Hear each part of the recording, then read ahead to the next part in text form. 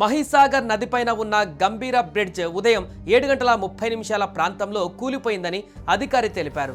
మహీసాగర్ నదిపైన ఉన్న వంతెనలో ఒక భాగం కూలిపోవడంతో దాదాపు 4 వాహనాలు నదిలో పడిపోయాయి. 2 ట్రక్కులు 2 వ్యాన్లు సహా వాహనాలు నదిలో పడిపోయాయి. గుజరాత్ సౌరాష్ట్ర మధ్య గత 40 ఏళ్లుగా రవాణా సేవలకు ఆధారమైన ఈ బ్రిడ్జ్ కూలిపోవడం తీవ్ర నష్టంగా స్థానికులు చెబుతున్నారు. మహీసాగర్ నదిపైన 832 మీటర్ల పొడవు 7.5 మీటర్ల వెడల్పుతో బ్రిడ్జిను నిర్మించారు. 1981లో ప్రారంభమైన నిర్మాణం 1986లో పూర్తయింది. బ్రిడ్జికి ఇరువైపులా 1.5 మీటర్ల ఫుట్పాత్లు ఏర్పాటు చేశారు.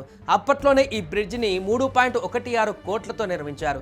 చాలా కాలంగా గంభీర బ్రిడ్జ్ మరమ్మతులతో నడుస్తున్నట్లుగా చెబుతున్నారు. ఎప్పుడైనా కూలిపోయే ప్రమాదం ఉండవచ్చుననే ఇప్పటికే పలుమార్లు ప్రభుత్వానికి నివేదికలు ఇచ్చారు ఇంజనీర్లు. కానీ ప్రభుత్వం కొత్త బ్రిడ్జి పైన దృష్టి పెట్టకపోవడంతో ఈ ప్రమాదం జరిగినట్లు విమర్శలు వస్తున్నాయి. అయితే కొత్త బ్రిడ్జి నిర్మాణానికి పర్మిషన్ ఇచ్చామని, అంతలోనే ఈ ప్రమాదం జరిగినట్లు ప్రభుత్వం ప్రకటించింది. బ్రిడ్జి పూర్తిగా పేగ ముక్కల్లా 2 ముక్కలుగా విరిగిపోయింది. ఈ ఘటనలో 6 మృతి చెందారు. 5 తీవ్ర గాయాలయ్యాయి. మరికొంతమంది గల్లంతయ్యారు.